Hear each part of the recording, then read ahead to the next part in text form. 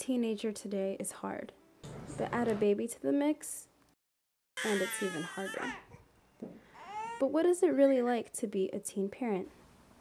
Two single mothers, Gabby and Victoria, share their experiences. 17 years old, and my daughter Ashley is a year and a half. And when I got pregnant, I was a sophomore in high school.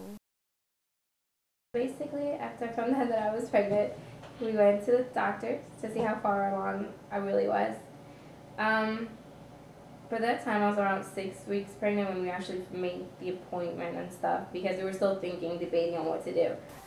You know, it was either, abort the baby because that's what my mom wanted me to do, or keep the baby because that's what my boyfriend wanted me to do. He wanted to see if the baby had a heartbeat, which she already had. Abortion just wasn't an option at that point. I do want to keep the baby. For myself, it was better from there on. Her father doesn't really help me out as much. Actually, he never helps me out at all. He doesn't have child support. We don't join custodies. I have her Monday through Monday. Well, like when I first had her, I felt like it was like, oh man, I'm thinking he's gonna be there, night and day with me with the baby. But no, it's not like that. Especially if your parents don't, approve of it. No. Boys can actually choose to be there for their kids or not. Girls don't have that option at all. He sees on the weekends, and he does his part. He gives money and stuff like that, but he'll never know what it feels like to be a full-time parent like I am. It's like they can decide whether they can be in their lives, but we can't. I work also, so I work, go to school, and take care of her at the same time. With me, I live with my parents, and I have a full-time job, and considering the fact when they add up what my parents make and what I make, they won't accept me to get any government help. My daughter comes first before me.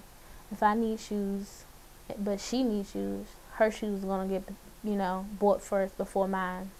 Out of my pocket, I have to pay $1,000 a month for daycare. No, I have to budget my money so that my daughter, I have to make sure she has everything she needs before I go spend it on doing nothing. And I'm stuck with barely anything to pay the other bills, like cell phone and just clothes, groceries, and little things. Being in high school and having a baby is different because, other girls my age, they don't really understand me now because I have other priorities, so I can't hang out and do the stuff I could do before. Like, I'm only 20, and I see all my friends, going to school, going to parties, going into trips.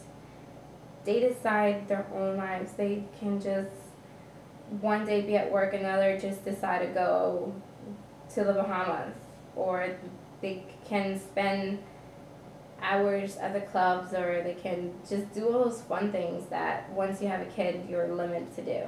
But think about my consequences in anything I do. So it's hard, and I've matured faster than any, most kids my age. There'll be times where you can go out and you can go party and you can drink, but it's not the same. No, I wouldn't suggest no one have a baby at, 16. I would say wait. I love her. She's my life. She's my world. She's my everything. I do wish that I would have waited, because we do have that option, to wait. There are contraceptives. There are all types of, protection that you can use not to get pregnant. Now I understand why adults say you should wait until you get married, because there's a lot more to having a baby with somebody.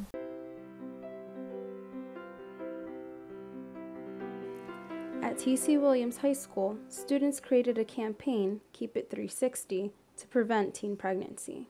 Keep It 360 is all about open and honest conversation between teens, parents, and the community.